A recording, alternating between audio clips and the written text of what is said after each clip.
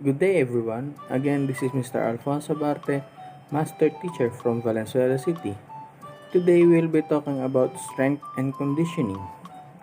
Strength and conditioning training involves a wide range of exercise developed to build variety of skills with a focused mind, mobility, stability, strength, endurance, power, speed, agility, and performance.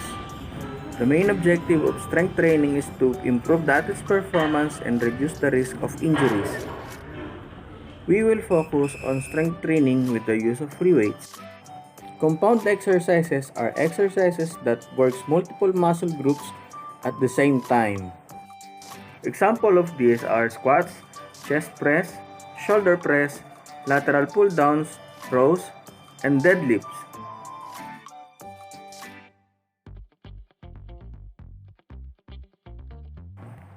The first example of compound exercise is squat.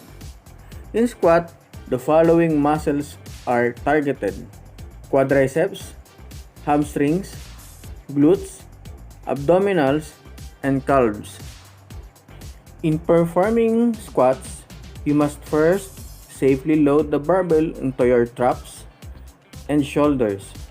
Then, stand with your feet shoulder width apart, toes slightly out, core braced, and chest up. Then, initiate a basic squat movement. Hips back, knees bent. Ensure the fall out, not in. The weight of the barbell, the number of repetitions, and the number of sets will depend mainly to the performance goal of the day. Presented in the video is an example of power set. A power set is a string of exercises done in succession as one single set.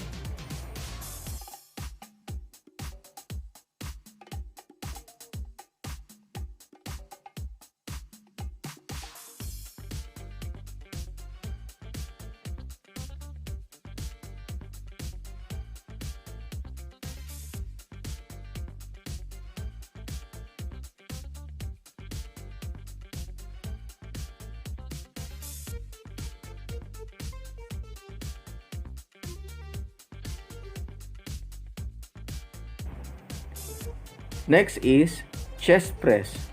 Chest press, or more commonly known as bench press, is an upper body weight training exercise in which the trainee presses a weight upwards or horizontal on a weight training bench or horizontal bench press or chest press machine.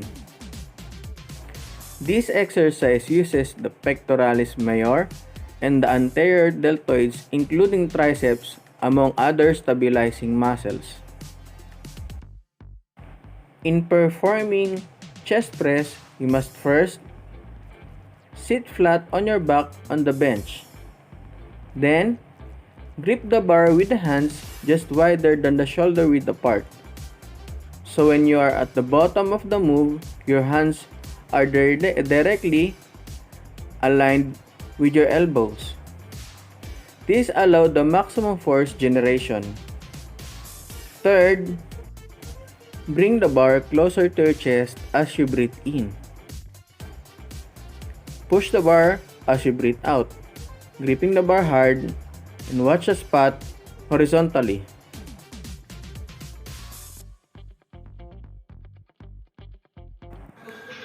Next is barbell shoulder press. Barbell shoulder press, or commonly known as barbell overhead press, is a form of compound exercise which involves shoulders, medial and anterior deltoids, the upper traps, and the upper pectoralis or chest, the trap case, scapular stabilizers, including abdominals and erectors. What you see in the video is an example of clean and press. This exercise helps develop the power on the upper extremities of the body.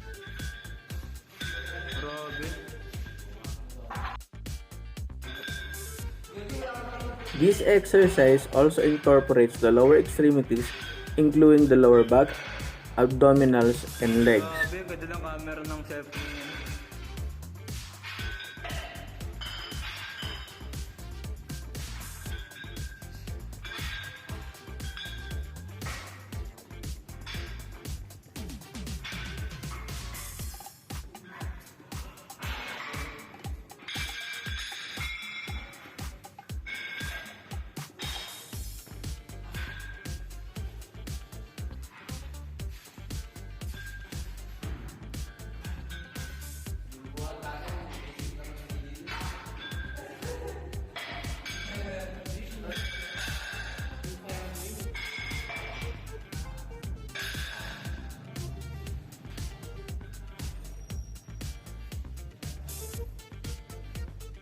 Uy, grabe. Another form of compound exercise is lateral pull-downs. Lateral pull-downs or lat pull-downs primarily develop a muscle group in your back called latissimus dorsi or lats. In addition to this, the other muscles involved in lateral pull-down are the rhomboids, which are the muscles on the shoulder blades, trapezius, which are the muscle groups on your neck, shoulders, and upper back, including biceps brachii or the upper arms.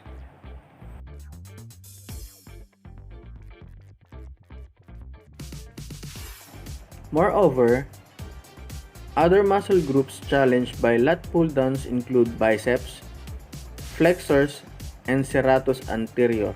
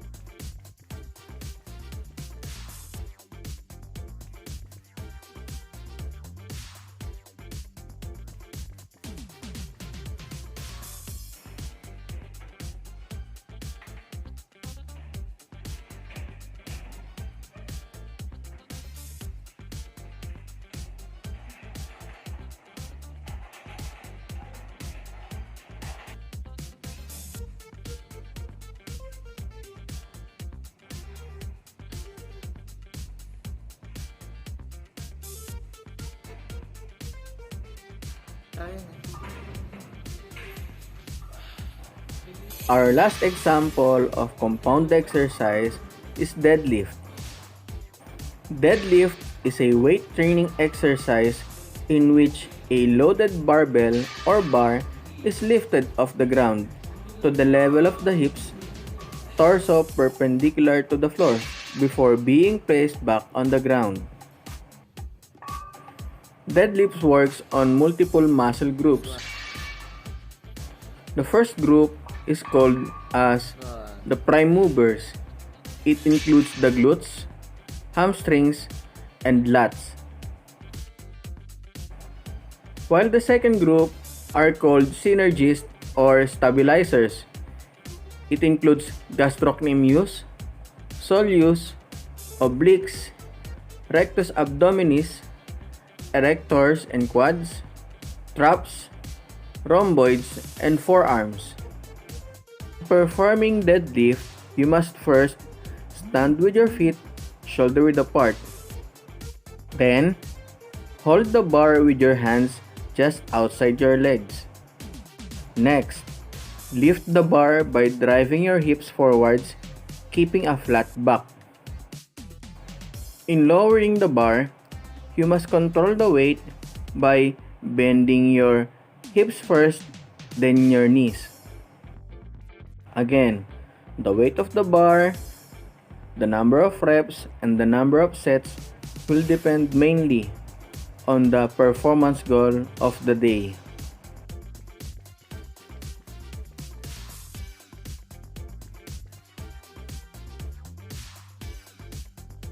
Next are the isolation exercises. Isolation exercises are movements that target a specific muscle groups and make use of only one joint. Example of these are bicep curl, tricep curl and extension, lateral raises, and calf raises.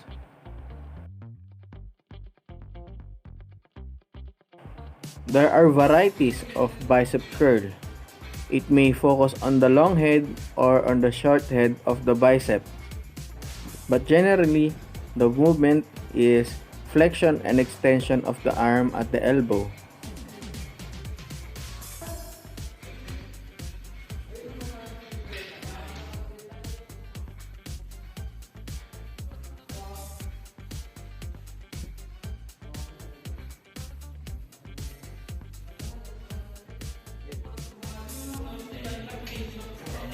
The next form of isolation exercise is tricep extension. Triceps consist of three parts: the medial, lateral, and the long head. Another form of tricep exercise in isolation is the tricep angular grip, more known as tricep press down.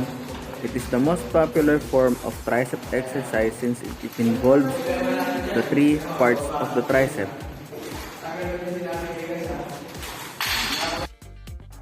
Our last example of isolation exercise is calf raise. Calf raise is a good exercise for gastrocnemius, tibialis posterior, peroneals, and soleus muscles of the legs.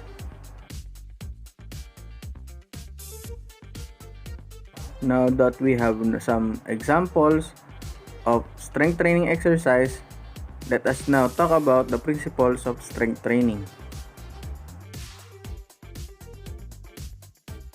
In order to make sure that the strength training would be successful, we should consider the following principles: principle of overload, specificity, and progression. The overload principle is a basic sports and fitness training concept. It means that in order to improve, athletes must continually work harder as their bodies adjust to existing workouts.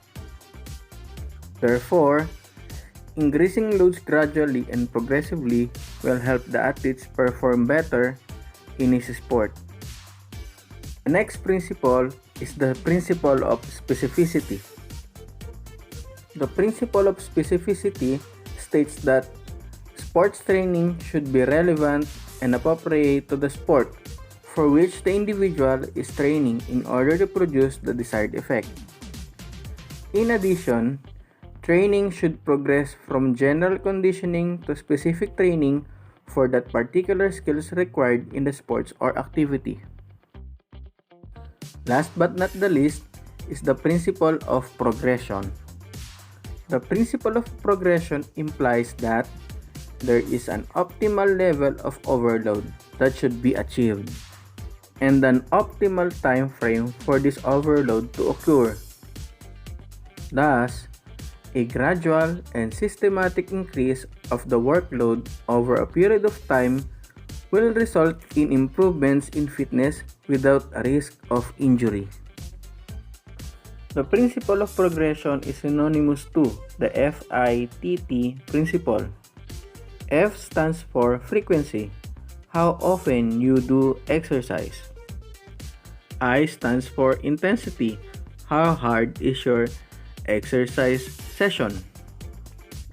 The first T stands for time. How long is your exercise session? The last T stands for the type, or the type of exercise you are doing.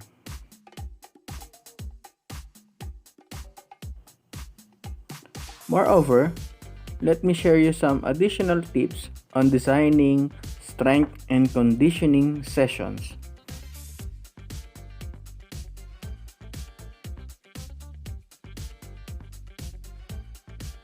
First, create a cycle of intensity of training.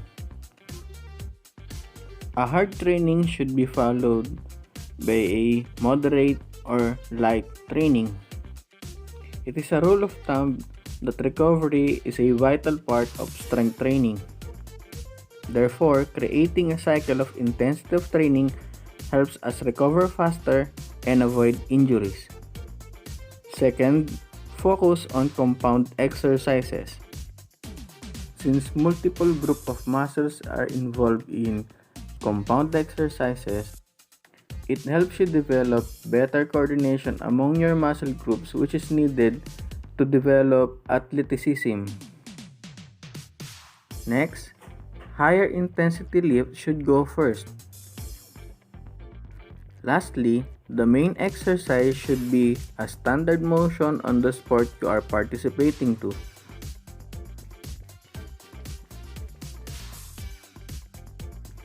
Well, that's all for today. Thank you for watching our video. Again, this is Mr. Alfonso Barte reminding you to keep fit and stay safe.